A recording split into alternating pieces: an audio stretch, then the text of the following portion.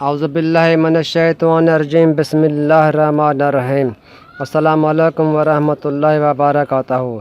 میرے پیارے دوستو، آج میں ابابیل کے نام پر ایک اچھا سا ویڈیو بنا کر لایا ہوں۔ ویڈیو شروع کرنے سے پہلے آپ سے اپیل ہے کہ میرے اس چینل کو سبسکرائب کریں، لائک کریں اور دوستوں میں شیئر بھی کر دیں۔ شکریہ۔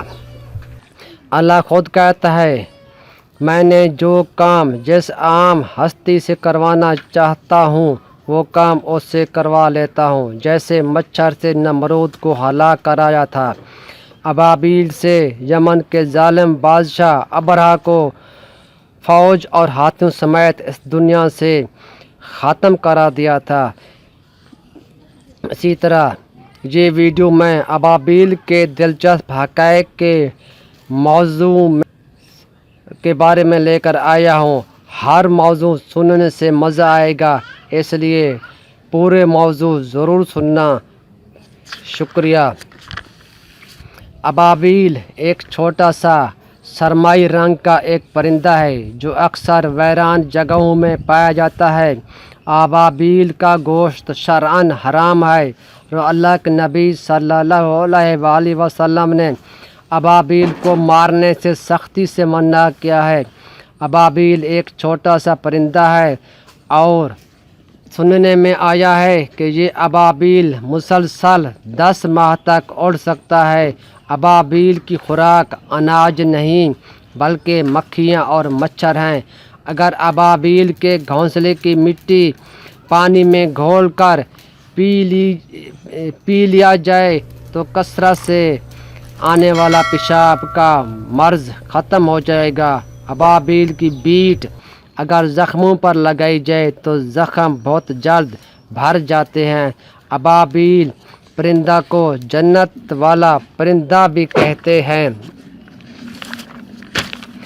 ابابیل کی سب سے زیادہ حیرت میں ڈالنے والی بات یہ ہے کہ ابابیل کبھی بھی اپنی گھونسلہ میں بیٹ وغیرہ نہیں کرتی بلکہ بیٹ گھونسلہ سے باہر آ کر کرتی ہے، اور جب ابابیل کے بچے بڑے ہو جاتے ہیں تو ان کو بھی یہی تعلیم دیتا ہے۔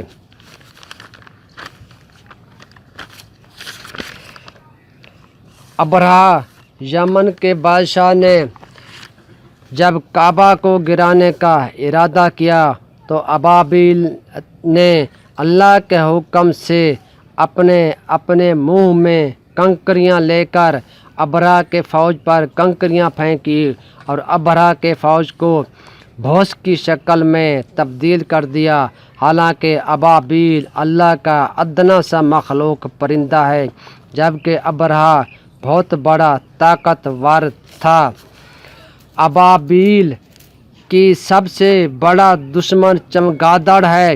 چمگادڑ اکثر ابابیل کی بچوں کی تاک میں لگا رہتا ہے کہ کسی طرح مجھے موقع ملے اور میں ابابیل کے بچوں کو کھا جاؤں۔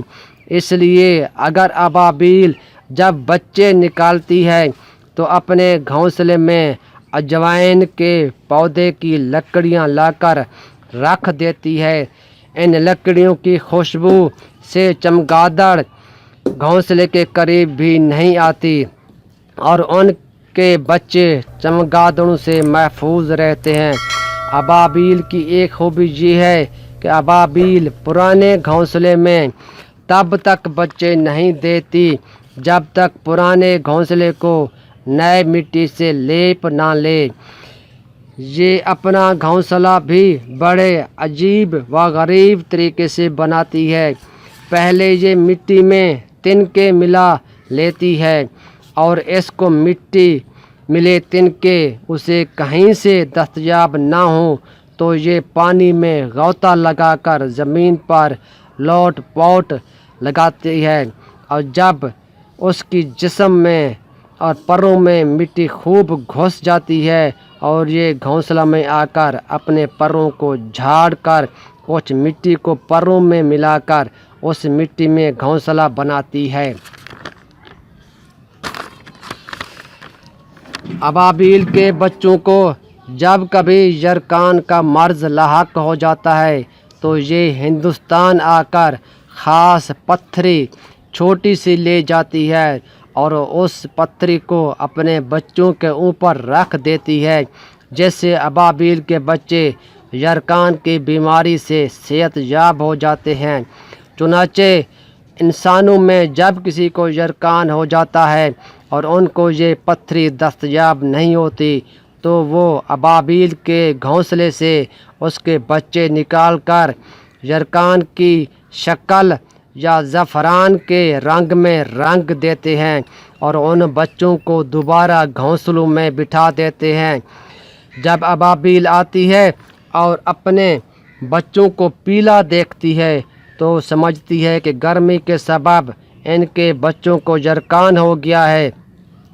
چنانچہ وہ ہندوستان سے اس پتھر کو لے آتی ہے اور بچوں کے اوپر رکھ دیتی ہے، جس کے بعد میں وہ ضرورت مند آدمی اٹھا لیتا ہے۔ یہ ایک چھوٹی سی پتھری ہے جس کو حجر استونا یعنی سنگ ابابیل کے نام سے مشہور ہے۔ اس پر سرخ سیاہی میل خطوط پڑے ہوئے ہوتے ہیں۔ اس طرح لوگ اس پتھری کو حاصل کرنے کے لیے یہ طریقہ اختیار کرتے ہیں اور اس پتھری کو حاصل کر کے یرکان کے علاج کے لیے اسے استعمال کرتے ہیں۔ اس پتھری میں اللہ نے یہ خاصہ رکھا ہے کہ اگر یرکان کو مریض گلہ میں لڑکا لیں یا اس کو پانی میں گھول کر وہ پانی پی لے تو انشاءاللہ اللہ کے حکم سے یرکان سے چھٹکارا مل جائے گا۔ ابابیل کی ایک عادت یہ بھی ہے کہ آسمانی بجلی کی آواز یعنی کڑک سے وہ بہت زیادہ ڈرتی ہے، یہاں تک کہ وہ کڑک سے قریب و مرگ بن جاتی ہے۔ ایک حکیم کا قول ہے کہ ابابیل جب اندھی ہو جاتی ہے تو ایک درخت جس کو عین الشمس کہتے ہیں، ابابیل جا کر اس درخت کا پتا کھا لیتی ہے اور اس پتا کے کھانے سے اس کی بینائی واپس آ جاتی ہے۔ عین الشمس درخت میں اللہ نے آنکھوں کے لیے شفا رکھی ہے۔ اللہ نے جانوروں کے اندر بھی ایسی چیزیں رکھی ہیں، ان کو ایسے طریقے اور ایسے انداز سے اللہ نے ترتیب دی ہے کہ انسان حیران رہ جاتا ہے اور واقعتاً انسان سمجھتا ہے کہ سب کچھ میرے اللہ کے کارنامے ہیں، یہ سب کچھ میرے اللہ کی بتائی ہوئی اور سکھائی ہوئی چیزیں ہیں جو انسانوں میں بھی ظاہر ہوتی ہیں، جانوروں میں بھی، پرندوں میں بھی، درندوں میں بھی، حشرات الارض میں بھی، ہر جگہ پر اللہ کی قدرت کی نشانیاں نظر آتی ہیں۔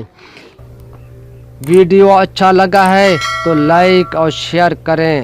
دعا ہے اللہ آپ کا بھلا کرے، اللہ آپ کی عمر کو لمبی کرے، آمین۔ اللہ حافظ، گڈ بائے۔